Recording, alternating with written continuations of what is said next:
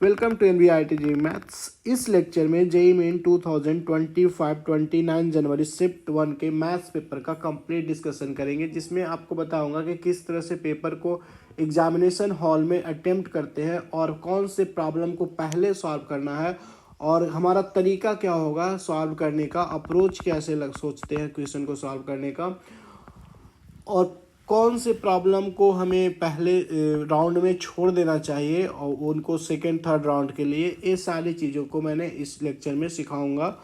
सिर्फ प्रॉब्लम को सॉल्व करना नहीं सिखाऊंगा, तो वे ऑफ अटेम्प्ट किस तरह से करते हैं एग्ज़ाम में वो भी आप लर्न करेंगे। तो ये जो लेक्चर है वो जेईई मेन 2025 के अप्रैल सेशन में जो भी बच्चे देने वाले हैं उनके लिए काफ़ी इंपॉर्टेंट होने वाला है, क्योंकि इसके माध्यम से आप वो सीख पाएंगे कि किस तरह से अटेम्प्ट लेना है। और एक बात मैं बता देना चाहता हूँ, जो मैंने वीडियो अपलोड किया था यूट्यूब चैनल पे, वो आप देख सकते हैं कि 2025 में मैच कर गया है, सेम कॉन्सेप्ट, कम वीडियो अपलोड किया, जो भी अपलोड किया उससे आया है प्रॉब्लम। तो प्लीज़ आप मेरे चैनल को सब्सक्राइब कर लें और शेयर कर दें, और अप्रैल तक मैं हर एक इम्पॉर्टेंट कॉन्सेप्ट का, टॉपिक का मैं वीडियो लेकर आने वाला हूँ, अपलोड कर दूँगा, और शॉर्टकट ट्रिक और अप्रोच के साथ किस तरह से अप्रोच करते हैं। तो प्लीज़ चैनल को सब्सक्राइब कर लें। तो चलते हैं, अप्रोच करते हैं। पहला क्वेश्चन हमारे पास इन्वर्स ट्रिग्नोमेट्री फंक्शन का काफ़ी इजी सवाल है, डोमेन पे ही बेसिकली पूछ लिया गया है, रेंज पे। तो आपको एक आइडेंटिटी पता होगा, अगर आप देख पा रहे हो तो यहाँ पे थोड़ी सी मिस्टेक है, माइनस होनी चाहिए आई थिंक। सो आपको एक चीज़ पता है कि sine inverse x plus cos inverse x की जो वैल्यू होती है वो π/2 होती है। This is identity. सो अगर इसको आप इस तरफ से लेकर आएंगे तो वो बेसिकली π/2 बन जाएगा। π/2 is equal to pi plus sine inverse 2x - 1 बन जाएगा आपका, राइट। अब हमारा इस लेफ्ट हैंड में अगर पाई को उधर लाए तो माइनस का π/2 हो जाएगा। पहले हमें वैसे ही करते जाते हैं, बाद में जो ज़रूरत पड़ेगा उसके हिसाब से हम लोग सोचते हैं। एट द कि सारा चीज़ सॉल्व करके प्रॉब्लम को सॉल्व नहीं किया जाता है। अब हमारा यहाँ पे sum of all the value of x पूछा गया है, तो एक्स की क्या पॉसिबिलिटी है। मुझे पता है कि जो डोमेन होता है साइन इनवर्स एक्स के, वो 2x - 1 की जो वैल्यू होनी चाहिए वो क्या होनी चाहिए, -1 से 1 होनी चाहिए, राइट। क्लियर है। सो अगर आप 1 सब दोनों तरफ ऐड कर दे तो एक 0 से लेके 2x जो होगा वो 2 तक होगा, यानी कि 2 से डिवाइड कर दे तो 0 से लेके x की जो वैल्यू है वो 1 तक। सो 0 से 1 में ऐसा x की क्या वैल्यू होगी जिसके लिए जो इक्वेशन है सेटिस्फाई करेगा। तो आपको सिर्फ पुट x इक्वल टू आप 0 कर सकते हैं। अगर आप पुट x इक्वल टू 0 करेंगे तो आपको सेटिस्फाई कर जाएगा। LHS देखेंगे तो LHS sine inverse -1 that is minus का π/2। अदरवाइज और कोई ऐसा वैल्यू ही नहीं है जिसके लिए x का ये इक्वेशन सेटिस्फाई करेगा, यानी कि sum of all the value of x जो हो गया वो आपका 0 हो गया। तो इसका आंसर जो हो जाएगा वो 0 आपको करना था fill, right. So now next problem देख लेते हैं। हमें वो प्रॉब्लम को पहले करेंगे जो हमें पहले अच्छे से आता है और कम टाइम में हो जाएंगे। सो ये जो सवाल है वो बेसिकली NCERT बेस्ड सवाल है और ये काफ़ी ज़्यादा फेमस सवाल है, बहुत मतलब इजी लेवल में बोला जा सकता है। ये हर स्टूडेंट को, इवन कि बोर्ड लेवल का सवाल है। सो सबसे पहला जो अप्रोच होता है कि जो ऊपर में चीज़ें दिख रही होती है उसको अपोजिट साइन लेकर हम टी का सब्स्टिट्यूशन करते हैं, राइट। तो जो sine x plus cos x है उसके अपोजिट साइन प्लस की जगह हम माइनस कर देते हैं, ताकि जो डिफ्रेंशिएट करे तो उसका हम सब्स्टिट्यूशन कर लें। तो ये जब हमने टी लिख दिया तो अब अगर आप देखेंगे कि इसका डिफ्रेंशिएशन क्या हो जाएगा, cos x plus sine x D x की जो वैल्यू हो जाएगी वो डी टी हो जाएगी, राइट। अब इसको भी इसी के टर्म्स में लिखिए, इस sine x minus cos x T के टर्म्स में। तो साइन 2x को लिखा कैसे जा सकता है, 1 minus sine x minus cos x का स्क्वायर, राइट। सो इसकी जो वैल्यू आप सब्स्टिट्यूट करेंगे, यानी कि ये बेसिकली 1 माइनस टी स्क्वायर हो गई। सो नाउ आपका जो इंटीग्रेशन हो गया वो 0 से लेके, अब लिमिट आपने चेंज करना पड़ेगा ना, क्योंकि आपने सब्स्टिट्यूशन किया। तो सब्स्टिट्यूशन जैसे ही x का वैल्यू आप 0 पुट करेंगे तो -1 आएगा, t का वैल्यू जैसे ही x का वैल्यू आप 1/4 पुट करेंगे तो 0, यानी कि -1 से 0 इंटीग्रेशन लगने वाला है। और ऊपर में dt हो गया है और नीचे में आपका 9 + 1 16 × 1 माइनस टी स्क्वायर है। So this value is I think we got 80 upon a -1 से 0। इसको अगर आप देखेंगे तो dt अपॉन क्या बन चुका है, 25 - 16 T square, right. 16t²। So I think अब फार्मूला में इसको बनाया जा सकता है, दिस फार्मूला कि 1/a² माइनस x² dx की इंटीग्रेशन, राइट। सो ये होता है integration 1/2a ln x minus a upon a minus x upon a plus x. So इस फार्मूला के बेसिस पे आप इसको सॉल्व कर सकते हैं। सो जस्ट इसको अप्लाई कर दीजिए। सो इसको अप्लाई करने के लिए आप 16 को बाहर ले लीजिए तो 80/16 हो जाएगा, और ये -1 से 0 dt अपॉन 25/16 को 5/4 के square minus t²। So now अगर आप इंटीग्रेशन करेंगे आपका आंसर निकल कर आ जाएगा, करेक्ट। सो 5/1/2a, सो 2 इंटू ए का वैल्यू जो आपको दिख रहा है 5/4 दिख रहा है, ln 5a माइनस यानी कि 5/4 minus t upon 5/4 plus T. Just इसकी वैल्यू आप सब्स्टिट्यूट कर देंगे, -1 t का वैल्यू -1 से 0, सो आपको वैल्यू निकल कर आ जाएगा। ये तो 2 हो गया और ये 5 से 5 कट गया तो 2 टाइम्स आपका आ जाएगा और ये प्रॉब्लम सॉल्व हो जाएगा। सो काफ़ी इजी सवाल था, बहुत कुछ नहीं था इस प्रॉब्लम में। अब ये जो सवाल है वो लेंदी होगा, सॉल्यूशन इजी है बट लेंदी है, तो पहले इसको अटेंड नहीं करेंगे। ये जो सवाल है, ये सवाल एग्जैक्टली मैंने यूट्यूब चैनल पे अपलोड कर रखा था, सो आप उसको भी देख ले जाके। तो इस सवाल को नहीं अटेम्प्ट इसलिए करें क्योंकि इसको प्रॉब्लम सॉल्व करेंगे तो आप लेंदी होगा, और पहले हम उस सवाल को करते हैं जिसको हम कम टाइम में सॉल्व कर सकते हैं। तो ये जो सवाल है वो काफ़ी इजी होने वाला है और कम टाइम में हो जाएगा, तो मैं इसको पहले अटेम्प्ट करूँगा देन अदर को अटेम्प्ट करूँगा। सो इसकी अप्रोच क्या होगी हमारे कि इफ़ बोला गया कि R with the relation defined on 0 से pi such that x is related with y, x sec square x minus tan square y जो है वो 1 के इक्वल है। Sec square x minus tan square, काफ़ी अच्छा सवाल बनाया है रिलेशन पे, टाइप्स ऑफ रिलेशन पे। देन रिलेशन आर इज आपसे पूछा गया है, तो पहले नंबर रिफ्लैक्सिव चेक करते हैं। तो रिफ्लैक्सिव के लिए कंडीशन होता है कि x, x belongs to R होना चाहिए, राइट। तो x, x belongs to R होना ही चाहिए रिलेशन में। तो x y के जगह पर जब x आप सब्स्टिट्यूशन करेंगे तो क्या हो जाएगा, sec square x minus tan square x is equal to 1, correct. ये तो वैल्यू 1 ही होता है ना, 1 इक्वल टू 1, यानी कि हमारा जो कंडीशन गिवन कंडीशन है उसको मीट कर रहा है। इसका ये मतलब हुआ कि x, x belongs to R है, इसलिए ए रिफ्लैक्सिव होगा, करेक्ट। अब जबकि रिफ्लैक्सिव हो गया, आपने चेक कर लिया कि रिफ्लैक्सिव है, अब मुझे सिमेट्रिक भी चेक करनी पड़ेगी। सो सिमेट्रिक चेक करने के लिए आपको क्या होना चाहिए कि x, y belongs to R है तो y, x भी बिलोंग्स टू आर होना चाहिए। x, y अगर बिलोंग्स टू आर है तो y, x भी बिलोंग्स टू आर होना ही चाहिए। सो आपको बस क्या करना है कि y एक स्वाइप कर देना है एक, और चेक कर लेना कि क्या बिलोंग कर रहा है। सो आप x के जगह y करेंगे, y के जगह x, तो sec square y minus tan square x is equal to 1 क्या होगा। सो अगर आप चेंज करें इसको तो सेक स्क्वायर y को आप लिख सकते हैं, अल्टीमेटली अब दिखाना होगा कि x, y belongs to r इसकी मदद से। सो इसको आपको लेकर आना होगा एक्स वाई के टर्म्स में, राइट। जो गिवन था पहले उसी के टर्म्स में लेकर आना होगा, सेक स्क्वायर एक्स माइनस। सो आप यहाँ पे सेक स्क्वायर वाई को लिख सकते हैं 1 plus tan square y minus इसको लिख सकते हैं आप sec square x minus 1 is equal to 1। क्या वैलिड पॉइंट है, yes. So 1 plus tan square y minus sec square y हो जाएगा, जो कि वैलिड है। Tan square y minus sec square x और plus 1, correct, is equal to 1। तो अगर आप देख पा रहे होंगे कि अगर जैसे ही मैं ए इक्वेशन को सेटिस्फाई कर रहा है बिल्कुल, क्योंकि इसकी जो वैल्यू होगी वो आपका -1 हो जाएगी, क्योंकि ऑलरेडी गिवन है sec square x minus tan square y is equal to 1। इसका मतलब है इसका -1 यानी कि सेटिस्फाई कर रहा है। सो इस जो है वो गिवन से सिमेट्रिक हो गया, आपका सिमेट्रिक रिलेशन हो गया। अब नेक्स्ट चलते हैं ट्रांजिटिव की बात कर लेते हैं। ट्रांजिटिव के लिए कंडीशन होता है कि x, y belongs to r है और y, z belongs to r है, तो मस्ट भी इस इम्प्लाई है कि आपका x, z भी बिलोंग्स टू r होना ही चाहिए, राइट। सो इस बेसिस पे अगर आप देखा जाए तो x, y यानी कि sec square x minus tan square y की जो वैल्यू गिवन है वो 1 है। अब y और z यानी कि x के जगह y और y के जगह z सब्स्टिट्यूट करना है, right. Sec square y minus tan square z is equal to 1। अब बताइए मुझे इसको करने के लिए हमें नफरत है, y से नफरत हो चुका है, क्योंकि मुझे x और y में रिलेशन, x और z में रिलेशन बताना है, तो हमें y को हटाना पड़ेगा।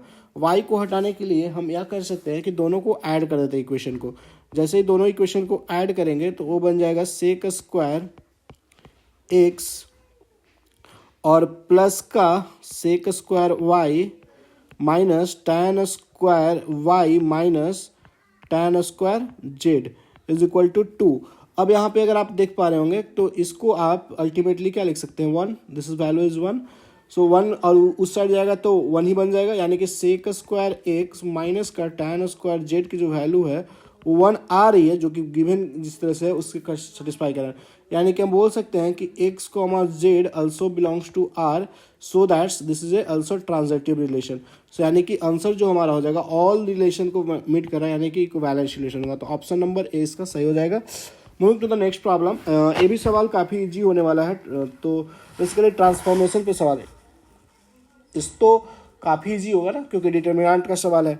तो डिटर्मिनेंट का सवाल है, यानी कि इसमें आपको क्या करना पड़ेगा, दिख रहे होगा सिमेट्रिकली चीज़ें हैं तो ट्रांसफॉर्मेशन यूज करना पड़ेगा। ट्रांसफॉर्मेशन के लिए आप क्या कर सकते हैं कि रो 2 को रो 2 माइनस रो 1 कर दीजिए, करेक्ट, और रो 3 को रो 3 माइनस रो 1 कर दीजिए। जैसे ही आप ट्रांसफॉर्मेशन यूज करेंगे तो पहला चेंज में तो कुछ नहीं मैंने किया है ट्रांसफॉर्मेशन, तो एज इट इज लिख दीजिए और साइन 4x हो गया। यहाँ पे जो आपका ट्रांसफॉर्मेशन होने के बाद क्या बचेगा 1, यहाँ पे क्या बचेगा आपका माइनस का 1, करेक्ट। सो नाउ यहाँ पे आपका बचेगा 0, यहाँ पे 0 एंड नाउ -1 एंड नाउ यहाँ पे बताइए ये आपका हो जाएगा sine 4x cancel, so 1। So I think a आपका आ जाएगा इज इक्वल टू गिवन है कि एल है, इज इक्वल टू एल। अब इसकी डिटर्मिनेंट वैल्यू इजीली निकाली जा सकती है, right.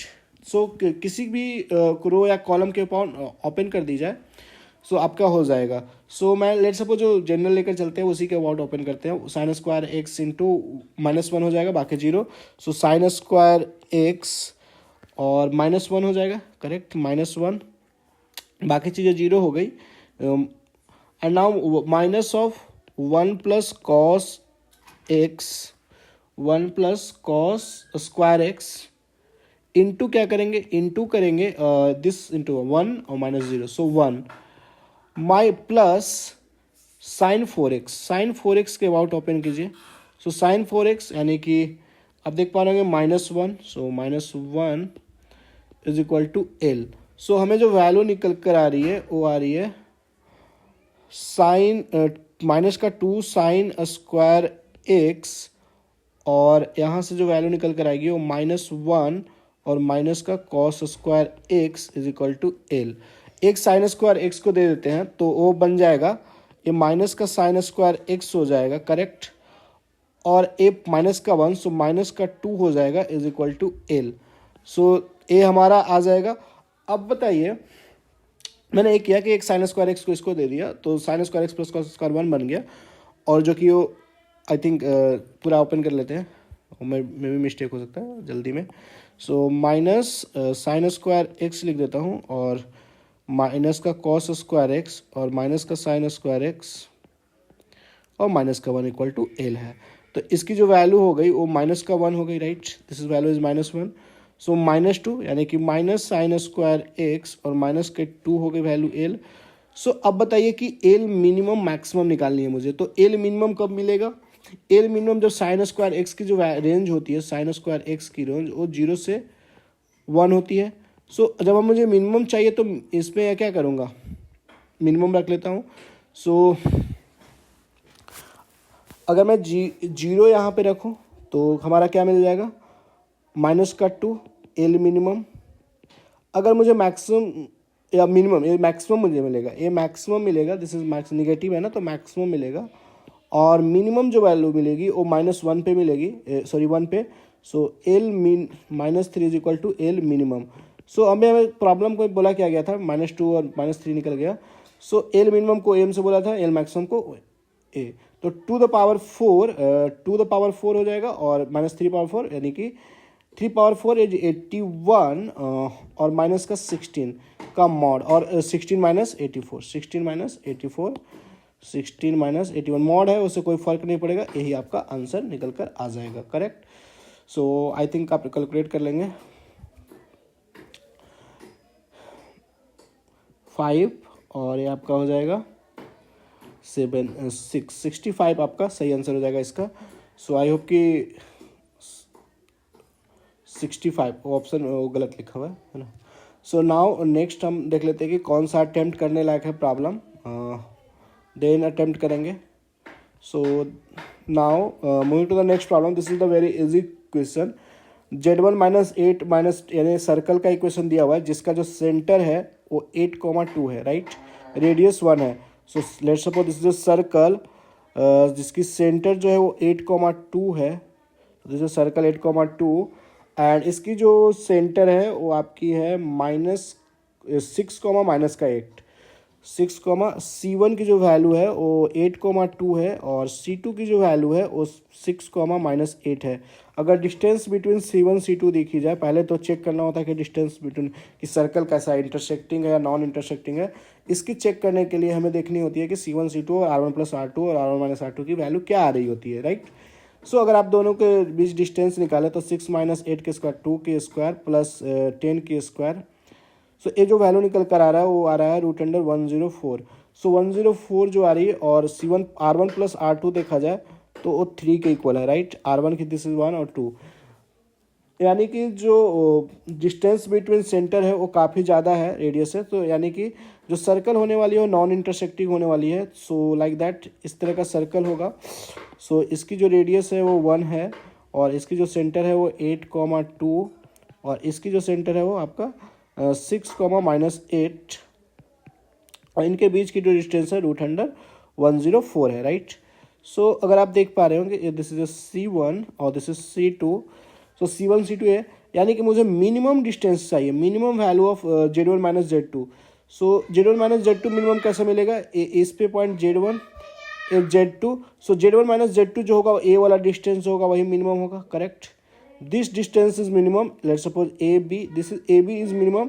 So that is Z1 - Z2 का जो मॉड होगा वो बेसिकली आप लिख सकते हैं C1 C2 distance between centre में से आप R1 + R2 को माइनस कर देंगे तो आपका निकल कर आ जाएगा। तो जैसे ही अप्रोच लगाएंगे तो C1 C2 104 -3 मे भी हो सकता है, आपका ऑप्शन उसमें दिया होगा इस तरह का, है ना। सो आई थिंक आपको समझ में आया होगा कि किस तरह सॉल्व करना है। ये हमारा PNC का सवाल है। सो मे भी कैलकुलेटिव हो सकता है, तो ऐसे इसी को पहले देख लेते हैं। Consider the letters of the word maths, how many 6 letter words can be formed using letter can be use at most twice. मतलब 2 बार आप 2 बार यूज कर सकते हैं, एटमोस्ट ज़्यादा आप 2 बार यूज कर सकते हैं। यानी कि आप एम 6 लेटर का वर्ड बनाना है, A T H S। कोई भी जो लेटर है मैथ्स में उसको आप 2 बार एटमोस्ट यूज करें, 6 वर्ड का लेटर। तो इसके अप्रोच क्या होती है कि हम अप्रोच ऐसा करें कि जो तीनों का तीनों 2 का पेयर है तो 6 लेटर का बनाना है। तो ए में मान लीजिए कि ए ले लिया, तीनों ले लिया, ठीक है, यानी कि लाइक एक जैसा।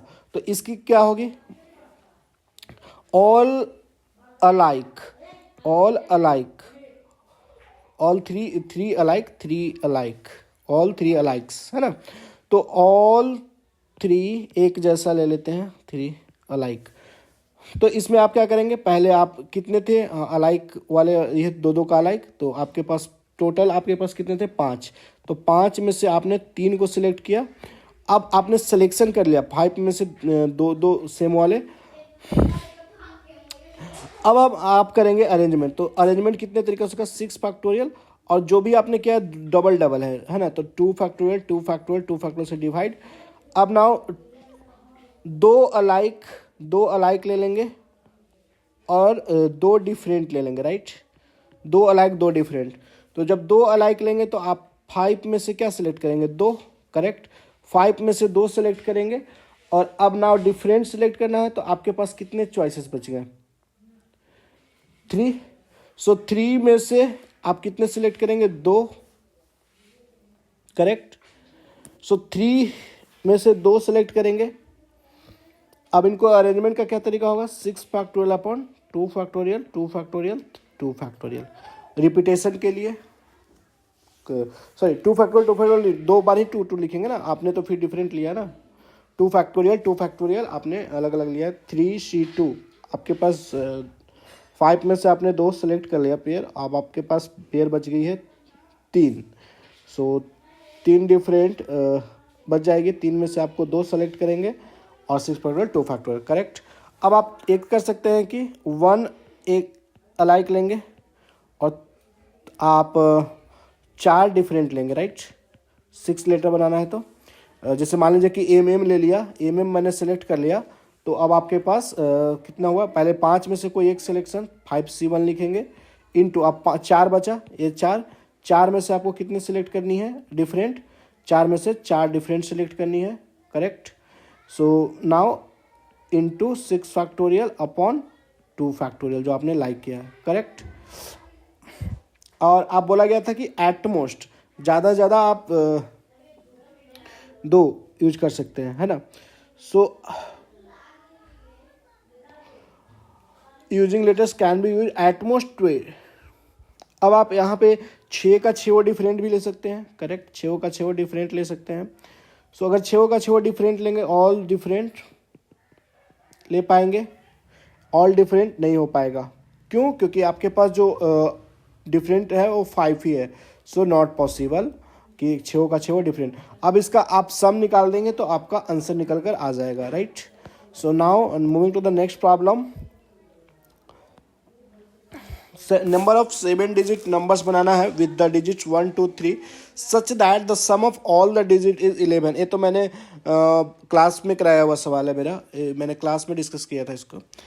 तो 7 digit numbers made with digit 1 2 3 such that the sum of the digit is 11, right. So इस तरह के सवाल काफ़ी आते हैं। तो 7 डिजिट का आपको बनाना है जिसकी जो सारे डिजिट की सम होनी चाहिए वो आपको 11 होनी चाहिए, राइट। सो हम कैसे कैसे 11 क्रिएट कर सकते हैं 7 को। अगर मैं सारा ले लूँ 7 का 7 2 तो 14 बन जाएगा सम, जबकि 11 होना है तो नहीं ले सकता। तो मैक्सिमम 1 कितना ले सकता हूँ, 1 1 1 1। मैंने अगर 5 1 ले लिया, सो अगर मैंने 6 अगर ले लूँ, 6 1 ले लूँ तो यहाँ पे वैलिड हो जाएगा क्या, 6 लूँगा तो नहीं होगा, सम 9 सम 11 को मीट नहीं करेगा। सो मैक्सिमम मैं 5 1 ले सकता हूँ। अब जब 5 मैक्सिमम ले लिया तो अब इधर तो 5 आ गया, सम 11 होना है। 2 और 3 का कॉम्बिनेशन नहीं पॉसिबल है, ओनली कॉम्बिनेशन इज 3 3। सो एक चीज़ हो गया पहला इस तरीका, करेक्ट। अब हम देख लेते हैं इसकी अरेंजमेंट क्या होगी। अरेंजमेंट होगी 6 factorial, sorry 7 digit 7 factorial, 7 factorial upon 5 factorial 2 factorial. Why, क्योंकि जो 1 1 है 5 बार है तो 5 रिपीटेशन है। सो 5 फैक्टोरियल और 2 फैक्टोरियल 3 3 के लिए। सो ये हो गई पहले कंडीशन के लिए। और क्या कंडीशन पॉसिबल है वो भी चेक कर लेते हैं। 3 4 5 6 7 7 डिजिट की बनानी है।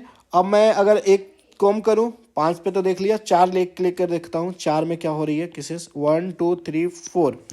तो अब हम हमारे पास 4 सम ऑलरेडी हो चुकी हैं, अब हमारे पास 7 लाना है। तो 7 आने की क्या पॉसिबिलिटी है हमारे पास, तो 7 आने की ये पॉसिबिलिटी है कि हम 2 2 3 ले सकता हूँ, राइट, 2 2 3 अदर देन कुछ नहीं। अगर आप 1 1 लेने के बाद फिर सोच रहे होंगे 3 3 तो वो तो आखिर ऑलरेडी आपने ले चुका है। तो इसकी क्या हो गई 7 फैक्टोरियल अपॉन 4 1 बार है तो 4 फैक्टोरियल, 2 2 बार है तो 2 फैक्टोरियल, 3 एक ही बार है तो ए हो गई। अब और क्या पॉसिबिलिटी है वो भी चेक कर लेते हैं। 7 प्लेसेस आप और एक को घटा कर लेते हैं। और कोई पॉसिबिलिटी थी यहाँ पे क्या, नहीं थी। और कोई पॉसिबिलिटी नहीं थी। तो ये 3 और 3 6 7। अब इसको प्लेस को फिल करने की हमारे पास क्या क्या चॉइसेस होगी वो देख लेते हैं। अब एक को 3 बार ले लेते हैं। तो अब हमारे पास 11 कैसे, यानी इधर का जो सम होना चाहिए वो 8 होना चाहिए। सम 8 के लिए ओनली पॉसिबिलिटी है कि 2 2 2 ही लिया जाए, 2 2 2 2, अदरवाइज नहीं होगा, राइट। सो यानी कि 7 फैक्टोरियल अपॉन 3 1 जो है वो 3 बार है तो 3 फैक्टोरियल, 2 जो है 4 तो 4 फैक्टोरियल। तो इसकी आप अब कोई पॉसिबिलिटी नहीं है। अगर आप 2 लेते हैं, चेक कर लेते हैं। अगर आप इसमें सोच रहे हैं कि अब 2 1 लेके देखो तो 1 1, तो अब आप 5 प्लेस को फिल करने का क्या तरीका होगा आपके पास, 11 होना चाहिए। तो 9 9 होने के लिए सम आप अब नहीं कर सकते हैं, क्योंकि 3 3 अगर आप लेंगे तो गलत हो जाएगा, 2 2 लेंगे 5 तो 10 11 12 आ जाएगा। सो ए पॉसिबिलिटी नहीं है, तो ए तीनों की जो समेशन होगी वही आपकी आंसर हो जाएगी फाइनल।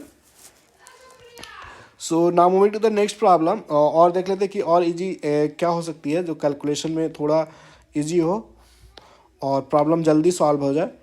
तो ये भी काफ़ी एपी का सवाल है, तो एपी का सवाल तो इजी होता है, तो एपी का आप सवाल ले सकते हैं।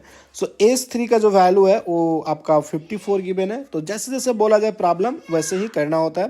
तो S3 बोले, इसका मतलब मैं एपी का मान लेता हूँ कि a plus D a plus 2D इस तरह की एपी है, ठीक है।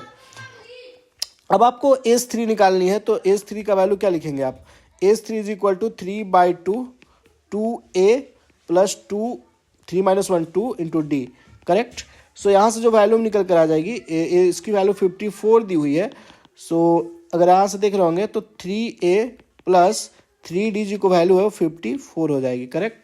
यानी कि A प्लस डी की जो वैल्यू निकल कर आएगी, एक इक्वेशन बनकर आएगा, वो है 54/A करेंगे तो आप 1 और 8 18, राइट। A प्लस डी की जो वैल्यू हो गई वो 18 हो गई। अब आपको नेक्स्ट जो इन्फॉर्मेशन है कि एस जो 20 है, S20 आप क्या लिखेंगे, S20 लिखेंगे 20/2 2A plus 19D, correct.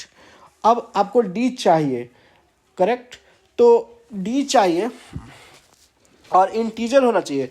In this AP is an integer if n lies, तो D भी इंटीजर होना चाहिए। Common difference in this integer है, सो कॉमन डिफरेंस इंटीजर है, इट मीन्स कि आपको D निकालना पड़ेगा। D निकालने के लिए A को यहाँ से एलिमिनेट कर सकते हैं, तो A is equal to 18 minus D। हमें A से अभी मतलब नहीं है, D में है, इसलिए मैं D में इक्वेशन को फॉर्म करूँगा। तो ये जो वैल्यू होगी 10 इंटू 2A की जगह 18 माइनस D रख दूँगा, तो प्लस का 18D बन जाएगा, करेक्ट।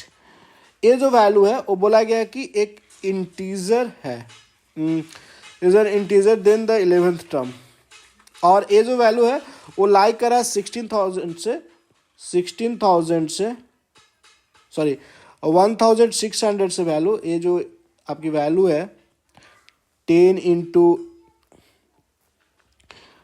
2A है ना, 2A तो 36 हो जाएगा ना, 36 माइनस 2D, सो 17D, करेक्ट, 17D। ये जो वैल्यू है वो लाइक कर रहा है आपका 1600 से लेके 1800 के बीच में। अब D की पॉसिबिलिटी क्या है कि जिसके लिए इंटीजर हो, ये जो ये, तो यहाँ आप D से तो 160 और माइनस का 36 माइनस का 17D, और ये आपका वैल्यू जो आ जाएगा वो 180 माइनस का 36, करेक्ट। सो इसकी जब आप वैल्यू कैलकुलेट करेंगे बाई D से 17 से डिवाइड कर दीजिए, तो ये जो वैल्यू निकल कर आ जाएगा 124/17, correct, minus of D, why is coming minus D, there is mistake, plus D, so plus D by 17, और ये जो वैल्यू आ जाएगी वो आपका 144/17। तो यहाँ से D की वैल्यू क्या निकल कर आएगी, ऐसा ही इंटीजर। सो अगर आप देख पा रहे होंगे तो D की जो वैल्यू होगी वो 8 ही पॉसिबल है, तो D इज इक्वल टू 8 हो गया।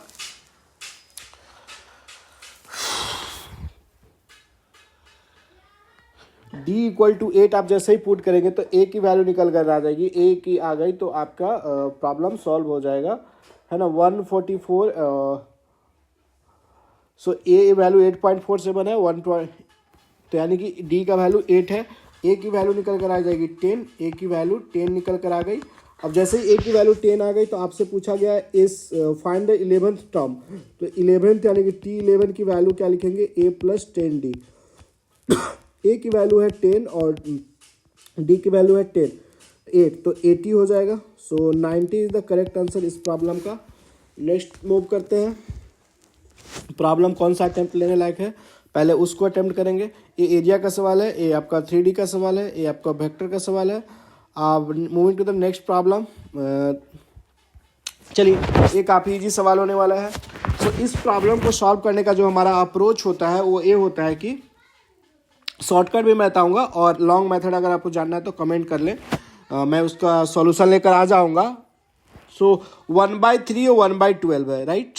सो इसके जब अप्रोच होती है, यानी कि आर की जो वैल्यू होनी चाहिए वो मल्टीपल ऑफ 12 होगा, तभी आपका इंटीजर टर्म्स बनेंगे। जो जो भी कॉफिशिएंट है वो इंटीजर तभी बन पाएंगे जब आपकी आर की वैल्यू होगी और 12 की मल्टीपल होनी चाहिए और 3 की। तो यानी कि अल्टीमेटली आर जो मल्टीपल होगा अगर 12 का तो हो जाएगा।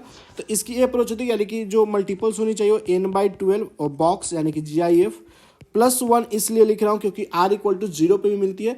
ये जो वैल्यू होगा 183 के इक्वल होनी चाहिए। क्यों? क्योंकि यहाँ पे 183 टर्म्स होनी चाहिए इंटीजर। तो अब हमसे n पूछा गया, तो यहाँ से आप लिख सकते हैं n/12 का जो बॉक्स = 182। अब इसको बॉक्स को ओपन करेंगे तो आपको ये जो वैल्यू होगी वो 182 से लेकर n/12 की जो वैल्यू है 183 तक हो सकती है, ओपन इंटरवल तक। तो अगर यहाँ से आप n की वैल्यू निकाली जाए, n की, तो मल्टीप्लाई कर दीजिए 12 से, तो 182 से जो वैल्यू होगी n की 183 × 12, correct. So integral value n की क्या होगी 183। सो यहाँ से आपका n × 12 182 × 12 कर लीजिए। 182 × 12 की वैल्यू क्या आ रही है 182 × 12 दैट इज 100। इसकी जो वैल्यू आ रही है 184, इसका सही आंसर हो जाएगा। सो आई होप कि समझ में आया होगा। नेक्स्ट प्रॉब्लम को तरफ मूव करते हैं। एक काफ़ी अच्छा सवाल पूछा गया है, बेसिकली लिमिट और सीक्वेंस सीरीज का मिक्स करके बहुत अच्छे सवाल को बनाया गया है, और पॉलिनोमियल्स की भी बेसिक यूज हो रहा है इसमें। सो अगर आपको फैक्टराइज करने आता है पॉलिनोमियल वो किस तरह से फैक्टराइज, तो पहले तो हमारा क्यूबिक जब भी पॉलिनोमियल होता है तो हमारा ट्रायल होता है कि एक्स के की वैल्यू 1 -1 2 ऐसा डालकर देखा जाए। हमेशा चेक करना होता है कि -1 1 2 -2 सेटिस्फाई कर रहा है नहीं। सो अगर मैं के की वैल्यू अगर -1 लूँ, के की वैल्यू -1, तो एज बन रही है -1 +6 -11 +5, करेक्ट। सो अगर आप देखा जाए तो एक चीज़ें बाहर रही है, अगर k +1 एक फैक्टर हो सकती थी जब यहाँ पे एक +1 होती तो, राइट। +1 अगर हो जाती तो k +1 एक फैक्टर हो सकती थी, तो k +1 ऐड एक 1 ऐड कर देते हैं, एक सब्ट्रैक्ट कर देते हैं, तो अब बन जाएगा। तो चीज़ें समझ में आ गया कि k +1 जैसे ही एक फैक्टर हो जाएगा तो क्यूबिक को डिवाइड कर देने से हमारा फैक्टराइज हो जाएगा, राइट। सो पहला जो हमारा अप्रोच होगा वो होगा कि के क्यू जो है KQ +6k² +11k और प्लस का 6 कर दिया जाए, एक ऐड कर दिया जाए, एक सब्ट्रैक्ट, क्योंकि नीड है मुझे फैक्टराइजेशन होने के लिए, अपॉन k +3 का फैक्टोरियल, करेक्ट। ए हमारा है TK, करेक्ट, TK यही है हमारा। सो अगर आप देख पा रहे होंगे तो k +1 एक फैक्टर है, तो k +1 एक फैक्टर है, तो अदर फैक्टर निकालने के लिए आप यहाँ डिवीजन एल्गोरिथम का प्रयोग कर सकते हैं। k +1 k³ +6k² +11k और प्लस का 6, इसको आप डिवाइड करेंगे, k² से भाग लगाएंगे तो k³ प्लस का k² आप सब्ट्रैक्ट कर दीजिए 5k² प्लस का 11k और प्लस का 6। इस बार आप +5k में लगाइए, सो 5k² हो जाएगा प्लस का 5k, माइनस एक कट गया आपका 6k और प्लस का 6 आया। इस बार आप +6 में लगाएंगे तो 6k प्लस का 6 माइनस रिमाइंडर इस पर 0 आ गया। यानी कि जो ए जो क्वांटिटी है इसको आप मल्टीपल्स ऑफ k +1, इसकी जो फैक्टराइजेशन क्वांटिटी की होगी वो k +2 × k +3 बेसिकली है, राइट। सो k +1 × k +2 × k +3 आप लिख सकते हैं, करेक्ट, और -1 आपका हो गया। अब अगर आप देखें, सो फाइनली अगर आप देख पा रहे होंगे तो आप Tn को सिंप्लीफाई कर लिया है। सो k +1 × k +2 × k +3 upon k +3 factorial लिखी जा सकती है, माइनस का 1/k +3 फैक्टोरियल लिखी जा सकती है, TK, करेक्ट। अब इसको और थोड़ी सिंप्लीफाई की जाए तो k +3 फैक्टोरियल को ब्रेक की जाए तो आपको दिखेगा कि TK जो है TK वो हो जाएगा 1/k factorial minus 1/k +3 factorial. जैसे ही k आपको a से निकालनी है तो T1 सबका सम होगा तो 1/1 फैक्टोरियल माइनस टेलर सीरीज बन गया 4 फैक्टोरियल। T2 जैसे ही निकालेंगे तो 1/2 फैक्टोरियल माइनस 1/5 फैक्टोरियल। T3 निकालेंगे तो 1/3 फैक्टोरियल माइनस 1/6 फैक्टोरियल। T4 की जो वैल्यू होगी वो 1/4 फैक्टोरियल माइनस 1/7 फैक्टोरियल। T5, तो आपको एक चीज़ दिखेगा कि कैंसिलेशन किस तरह से हो रही है कि चीज़ें फैक्टोरियल -1/8 फैक्टोरियल। तो अगर आप देख पा रहे होंगे तो सारी चीज़ें कैंसिल हो जाएगी, बस बच क्या जाएगी। देखिए जैसे यहाँ से अगर आप कैंसिलेशन होना शुरू हुआ है, ए कैंसिल हो रहा है इससे, ए भी कैंसिल हो रहा है इससे, और ये सारी चीज़ें कैंसिल हो जाएगी, बच क्या जाएगी सिर्फ।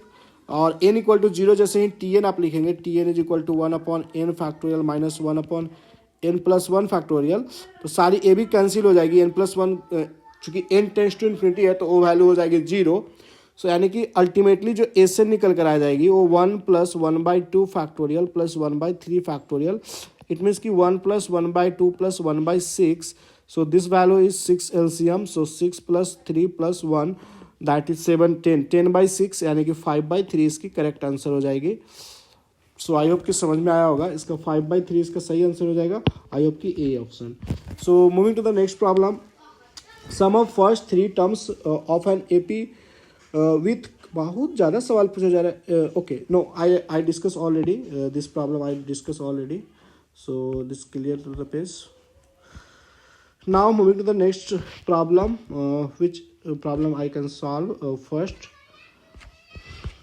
Next problem is, okay, this problem solve किया जा सकता है जल्दी से। सो और भी सवाल देख लेते हैं, डुएबल कौन सा है, जल्दी किया जा सकता है, ये तो अलग पेपर का है।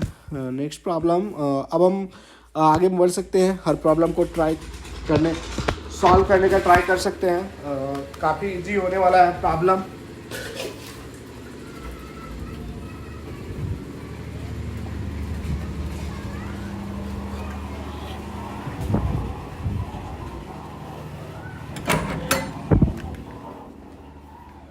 सो नेक्स्ट प्रॉब्लम जो हमारे पास है वो sec square tan inverse alpha plus cosec square cot inverse beta is equal to 36 है, और अल्फा प्लस बीटा जो है वो 8 है। सो आप यहाँ पे अप्रोच आपका सिंपल होता है कि इसको आप कुछ मान लें, इसको भी एक कुछ आप क्वांटिटी मान लें, करेक्ट। तो जैसे ही अगर आप ए कुछ मान लीजिएगा, सो tan स्क्वायर अल्फा को आप ए से सब्स्टिट्यूट करेंगे, और कॉट स्क्वायर बीटा को, कॉट इनवर्स बीटा को बी से सब्स्टिट्यूट करेंगे, तो यहाँ से आपका alpha is equal to tan A निकल कर आ जाएगा, और यहाँ से आपका बीटा जो है वो बी निकल कर, ए बी में मान लेता हूँ, स्मॉल ए स्मॉल बी, कन्फ्यूजन ना हो बीटा अल्फा में। सो इसको आप कंसीडर कर लीजिए, दिस इज ए और this is B, correct. So यहाँ से आपका अल्फा जो हो जाएगा और tan A, alpha is equal to tan A, और बीटा जो आ जाएगा वो आपका beta is equal to tan B. अब बताइए हमें जो गिवन है वो sec square A plus cosec square B is equal to 36 given है, करेक्ट। अब इसको और क्या कन्वर्जन कर सकते हैं, और ऑल्सो मेंशन है कि अल्फा प्लस बीटा इतना, यानी कि अल्फा जो है यानी कि tan A plus tan cot B, यहाँ से कॉट बी होगा ना, कॉट बीटा। सो बीटा की जो वैल्यू है वो कॉट बी है, कॉट बी, जस्ट इसका सब्स्टिट्यूट कर देंगे, cot B, this is value is cot B is equal to 8। एक इक्वेशन यहाँ भी है, एक इक्वेशन यहाँ बना, एक इक्वेशन यहाँ बना। अब इसको सॉल्व करने का क्या अप्रोच कर सकते हैं कि सेक स्क्वायर ए है प्लस कॉस, तो आप इसको tan और कॉट में लेकर आइए, तो इसको आप लिख सकते हैं 1 + tan स्क्वायर ए, इसको लिख सकते हैं 1 + cot square B is equal to 36 identity से, यानी कि अल्टीमेटली मुझे मिल गया tan square A plus cot square B is equal to 34, correct. Data इधर उधर हो सकता है। अब हमारे पास tan A plus tan B cot B का वैल्यू है, इसको मैं फॉर्मूले से, आइडेंटिटी फार्मूला से ब्रेक कर लेता हूँ, तो लिख सकता हूँ कि tan A plus cot B का square minus 2 times tan A into cot B is equal to 34। इसकी जो वैल्यू गिवन है, इसकी वैल्यू 8 गिवन है, तो 8 की square 64 minus 2 times tan A into cot B यहाँ पे बी इज इक्वल टू 34। सो यहाँ से जो एक चीज़ निकल कर आएगी आपको, वो आएगी 34, 30 और 15, यानी कि tan A into cot B की जो वैल्यू निकल कर आएगी वो 15 आएगी। करेक्ट। ये चीज़ एक यहाँ से आ गया और एक आपको यहाँ पे मेंशन है। यहाँ से आप क्वाड्रेटिक इक्वेशन फॉर्म कर सकते हैं। अगर आप सब्स्टिट्यूट कर दें कि cot B, मान लेते हैं कि tan A को हम मान लेते हैं, cot B को लिखा जा सकता है, cot B को 15/tan A, cot B is equal to 15/tan A। अब tan A में क्वाड्रेटिक बन जाएगा, चूंकि मेंशन है tan square A plus cot square B is equal to 34। अब यहाँ से आप tan स्क्वायर A प्लस 125, 15 का square 225, tan square A is equal to 34। यहाँ से आप क्वाड्रेटिक बनाएंगे, tan में सॉल्व हो जाएगा। तो काफ़ी लेंदी प्रॉब्लम है। सो tan को भी नाम दे दीजिए, लिखने में इरिटेशन हो रहा है। tan A को y नाम दे दीजिए, tan A को y नाम दे दिया, और tan स्क्वायर A को y देता हूँ, तो y plus 225/y is equal to 34। और यहाँ से आप लिख सकते हैं y स्क्वायर माइनस का 34y और प्लस का 225 इज इक्वल टू 0। अब यहाँ से आप y की वैल्यू निकाल लेंगे, यानी कि y की जैसी वैल्यू आएगी आपका tan स्क्वायर A की वैल्यू आ जाएगी।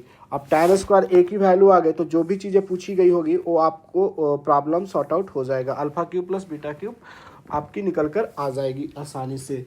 सो आई होप कि ये प्रॉब्लम कैसे अप्रोच करना था, कैसे सॉल्व करना था, आई थिंक समझ में आया होगा। अब moving to the next problem.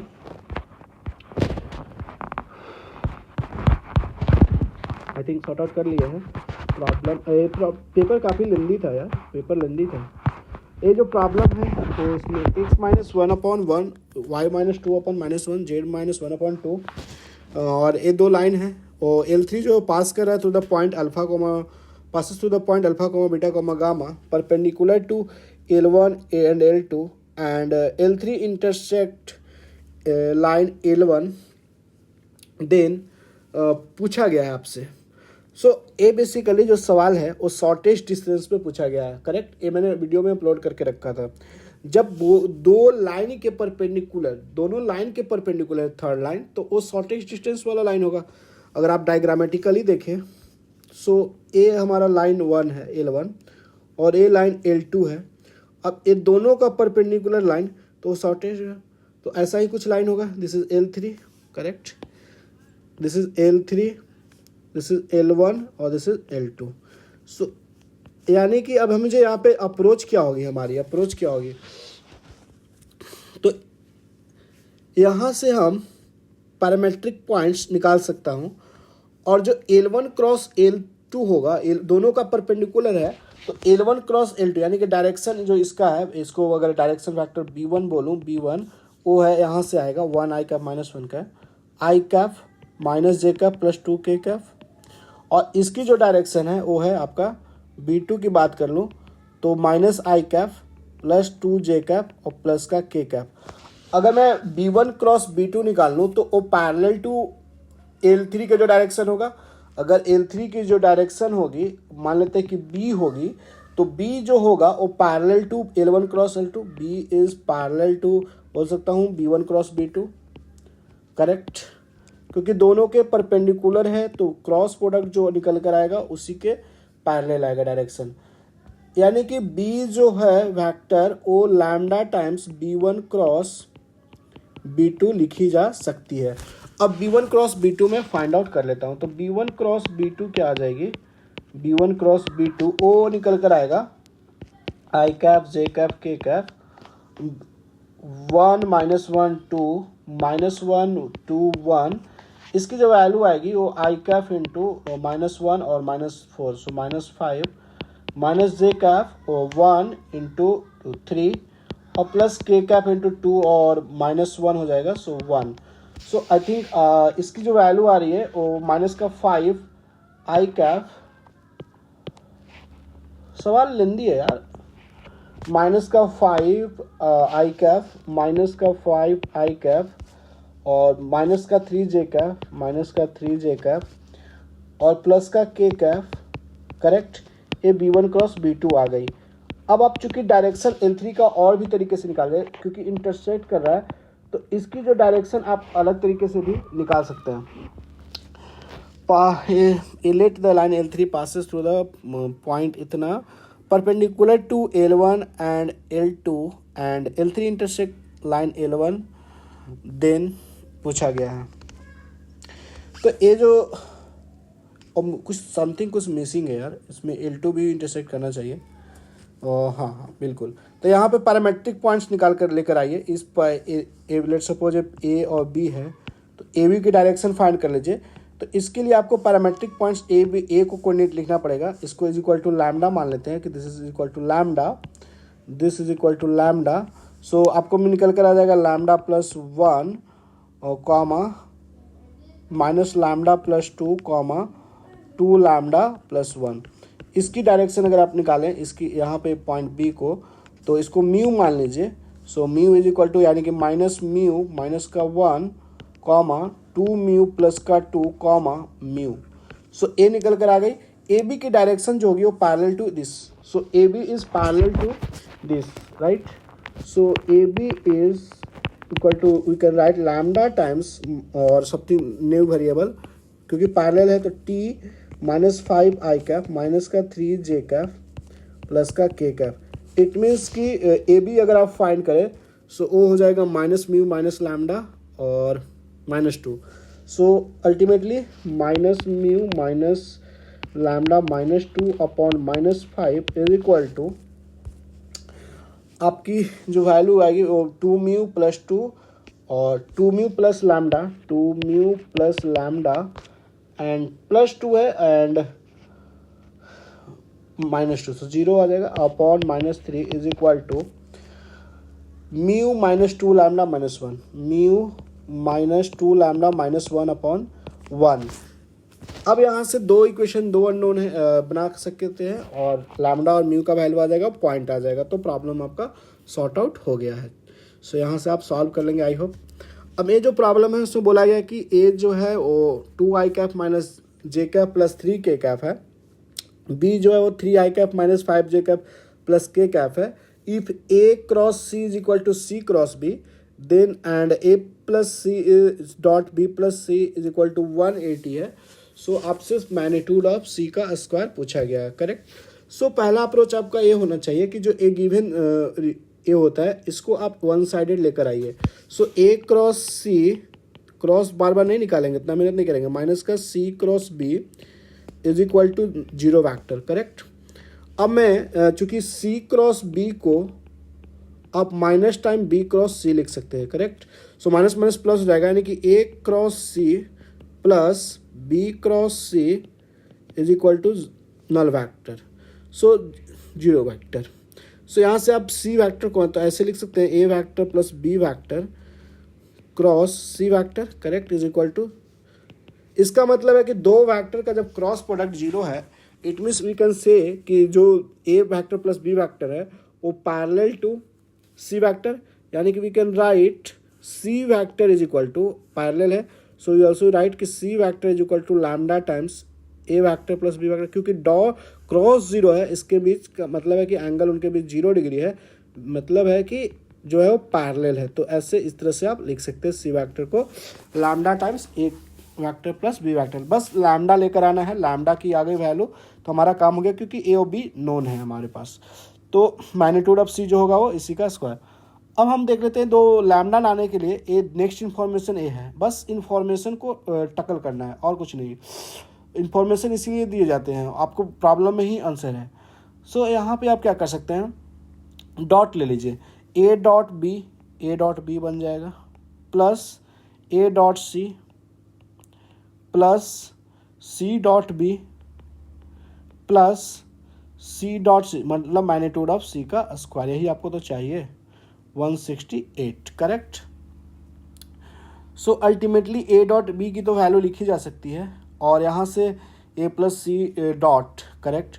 So A dot B की वैल्यू निकाल ली जाए। ए डॉट बी की वैल्यू क्या आ रही है, ए डॉट बी की जो वैल्यू निकल कर आ रही है वो आ रही है 6 माइनस का 6 माइनस का प्लस का 5 और प्लस का 3, 6 5 11 3 14 14 आ रही है, करेक्ट। और ए डॉट सी और बी डॉट सी में थोड़ा सा अगर यहाँ पे देखा जाए सो इसको ऐसे भी लिख सकता हूँ, A plus B dot C, correct, A plus B dot C. अब मुझे ए प्लस बी से मतलब नहीं है, मुझे सी से मतलब है। तो मैं क्या कर सकता हूँ कि यहाँ पे यूज कर सकता हूँ ए प्लस बी को C by lambda, correct, C by lambda भी यूज कर सकता हूँ, यस, सी बाय लैम्डा आप यूज कर लें। तो 14 और उधर ट्रांसफर हो जाएगा, तो A C dot A plus B और प्लस मैग्नीट्यूड ऑफ सी का स्क्वायर इज इक्वल टू 164, उधर सब्ट्रैक्ट होगा तो 154 में बन जाएगा और 14 सब्ट्रैक्ट होगा, C dot A plus B, correct. तो आप ए प्लस बी के जगह आप रख दें, इसके जगह आप रख दें कि C upon C vector into C vector upon lambda plus magnitude of C का स्क्वायर इज इक्वल टू 144। अब देखेंगे सी डॉट सी भी बन गया मैग्नीट्यूड ऑफ सी का स्क्वायर और प्लस मैग्नीट्यूड ऑफ सी का स्क्वायर अपॉन ए लैम्डा है is equal to 144, correct. I think all are doing good. So now magnitude of C square common हो गया, 1 plus lambda is equal to 144, correct. अब magnitude of C को लिखा जा सकता है, magnitude of C is basically lambda times A plus B. So यहाँ से आपकी लैम्डा की वैल्यू निकल कर आ जाएगी और आपका प्रॉब्लम सॉर्ट आउट हो जाएगा। देखिए जो आप सी की मैग्नीट्यूड की बात कर रहे हैं, मैग्नीट्यूड ऑफ सी जो होगा वो basically lambda times magnitude of A plus B. A plus B की मैग्नीट्यूड क्या है, ए प्लस बी की जो मैग्नीट्यूड है वो अगर आप निकाल लें 3 2 5, ए प्लस बी की मैग्नीट्यूड निकाल लेता हूँ, सो वो आ जाएगा आपका रूट अंडर 5 का स्क्वायर और -5 माइनस 6 का स्क्वायर यानी कि 36 और 1 प्लस 3 4 का स्क्वायर प्लस का 16। सो ए प्लस बी का जो मैग्नीट्यूड निकल कर आ जाएगा 25 और 42 52 और 52 और 25 77 आ जाएगा, 77 I think, yes 77, correct. So I think magnitude of C is equal to lambda times root under 77 आ गया। अब यहाँ पर जैसे ही वैल्यू सब्स्टिट्यूट करेंगे सी स्क्वायर यानी मैग्नीट्यूड ऑफ सी स्क्वायर यानी कि लैम्डा स्क्वायर इंटू 77 हो जाएगा मैग्नीट्यूड ऑफ सी का स्क्वायर। सो यहाँ पर जैसे ही आप वैल्यू सब्स्टिट्यूट करेंगे लैम्डा स्क्वायर इंटू 77 इस इक्वेशन में into 1 plus lambda is equal to 154। So इसको काट दीजिए 2 बार में, यानी कि lambda square into 1 plus lambda की जो वैल्यू निकल कर आ रही है 2 आ रही है। तो ऐसा लैम्डा की क्या पॉसिबल वैल्यू है जिसके लिए 2 होगी, तो लैम्डा इज ओनली 4 रियल अगर देखा जाए तो 1 इस पर सेटिस्फाई कर रहा है, और भी सेटिस्फाई कर सकती है क्या।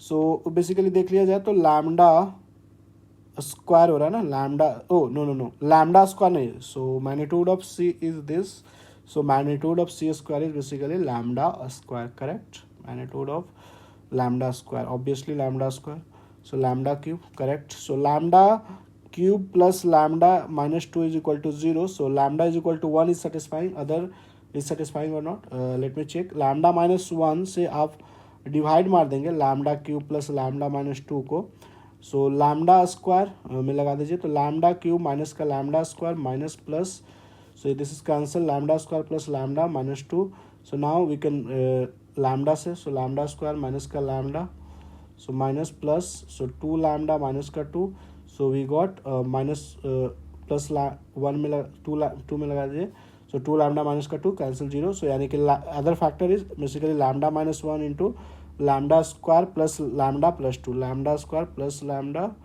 और plus 2 equal to 0। So lambda की जो वैल्यू निकल कर आ रही है 1 आ रही है, इससे यहाँ से क्या आएगा lambda square plus lambda plus 2 को फैक्टराइज करेंगे किस तरह से, यहाँ से रियल वैल्यू नहीं आ रही है, यानी कि लैम्डा का सिर्फ एक वैल्यू रियल थी, यानी कि लैम्डा इक्वल टू 1 जैसे ही पुट करेंगे यानी कि सी का जो मैग्नीट्यूड है वो आपका मैग्नीट्यूड ऑफ सी स्क्वायर जैसे ही कितना आ जाएगा 77, इसका सही आंसर हो जाएगा। आई होप कि समझ में आया होगा। मैंने कंप्लीट सॉल्यूशन इसकी कर दी। अब हमारे पास एक सवाल रह गया है, लगता है कि एरिया अंडर कर्व की सवाल रह गई है, बाकी इस प्रॉब्लम ने सॉर्ट आउट कर दिया है। एक प्लस एरिया की सवाल आई थिंक लेफ्ट रह गई है। So area enclose by this आपसे पूछा गया, correct. So area enclose by, पहले अगर आप ग्राफ इसको ड्रॉ करनी होती है एरिया में, एरिया की सवाल तो हर एक शिफ्ट में आई है इस बार, करेक्ट। सो पहला अगर आप देखेंगे तो y is greater than mod of x minus two. Mod of x minus two की जो ग्राफ बनेगी वो look like this is the graph of y equal to mod of x minus two. So now this is the basically this line is y is equal to positive negative के साथ open करेंगे तो आपका क्या निकल कर आएगा, minus X, 1 minus X. This line is 1 minus X, this line is y equal to 1 plus X, sorry x minus 1 as it is open होगी। So x minus 1 and y plus mod of x minus 3, okay। So x equal to 0 पे value कितनी आएगी, x equal to 0 पे value जो आएगी y equal to 3 आएगी। और ये 0 कहाँ पे होगी वैल्यू, x इक्वल टू अगर मैं 3 ले लूँ और प्लस माइनस 3 तो 0 हो जाएगी, यानी कि x और ये वैल्यू x इक्वल टू 0 पे कितनी आ रही है, x इक्वल टू 1 है, यानी कि 0,1 है और ये जो है वो 3 से स्टार्ट होगी और माइनस 3, यानी कि x इक्वल टू 0 पे y की वैल्यू 3 हो रही है। सो ये जो ग्राफ है वो कुछ इस तरह से होगी, देखिए ये ग्राफ इस तरह से होने वाली है, correct. This is the graph of, ये जो ग्राफ है वो basically y equal to 3 minus mod of x की है। तो यहाँ पे जो x है वो पॉजिटिव है, so as it is open कर दीजिए। यहाँ पे जो है वो ये जो लाइन है y equal to 3 plus X की ग्राफ है, करेक्ट। सो ये जो आपकी वैल्यू होगी वो क्या निकल कर आएगी, ये 3 पे 0 हो रहा है, 3,0 और ये माइनस 3,0। ये जो वैल्यू है 0,3 है। अब आपकी दो चीज़ें बन चुकी है, रेडी है। अब आपको बनाना है इसकी ग्राफ पैराबोला की। तो पैराबोला का देख लेते हैं, अपवर्ड पैराबोला है, correct. y is equal to basically है x square by 2 plus 3/2। This is the basically, तो x का वैल्यू अगर 0 रखे तो y का वैल्यू 3/2 हो रहा है।